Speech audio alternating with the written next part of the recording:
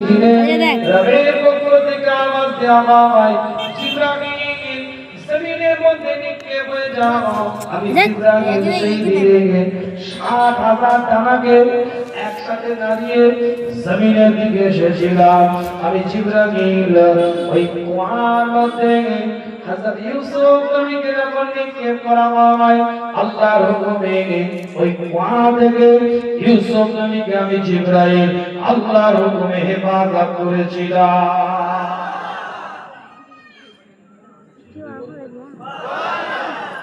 দ্বিতীয় নাম্বার,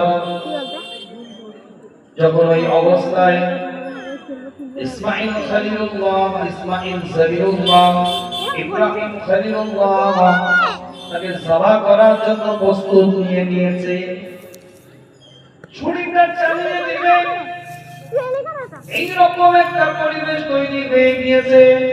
রবের পক্ষ থেকে, আল্লাহর পক্ষ থেকে জানিয়ে দেওয়া হয়, খোদার পক্ষ থেকে এলান করা হয়, জিবরাইল জমিনের মধ্যে চলে যাও, জমিনের মধ্যে নিক্ষেপ হয়ে যাও।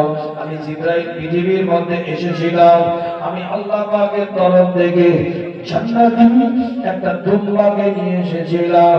আমি ওই সময় হযরত ইসমাঈল জবিউল্লাহকে সরিয়ে দিয়ে ইব্রাহিম খলিলুল্লাহর সামনে একটা জান্নাতি দুম্বা দিয়ে দিয়েছিলাম।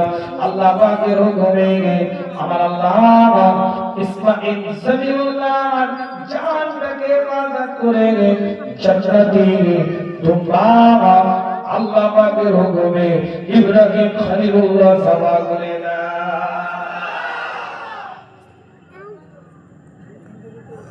আল্লাহ কোরআনের মধ্যে বলছে,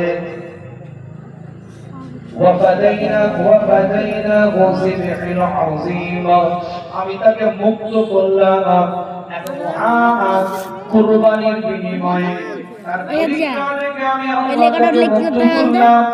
একবার টাচ করলে হয়ে যাবে। কুরবানির বিনিময়ে আমি আল্লাহ তাকে মুক্ত করলাম। কিতাবটা খুলে রাখে, হযরত ইউসুফ আলাইহিস সালামের কথা বললেন, হযরত ইব্রাহিম খলিলুল্লাহ ইসমাঈল নবীর কথা বললেন। ইব্রাহিম আলাইহিস সালাম রাসূলুল্লাহ দিকে তাকিয়ে বলে, ইয়া রাসূলুল্লাহ, ইয়া হাবিবাল্লাহ, সব থেকে দ্রুত পৃথিবীর মধ্যে আমি ওই দিনে এসেছিলাম, সব থেকে দ্রুত আমি পৃথিবীর বুকে ওই দিনে নাযিল হয়েছিলাম যেদিন মক্কা জমিন থেকে যখন আপনি তায়েফে গেলেন, ওই তায়েফের মানুষগুলো যখন আপনাকে আঘাত করে, আপনার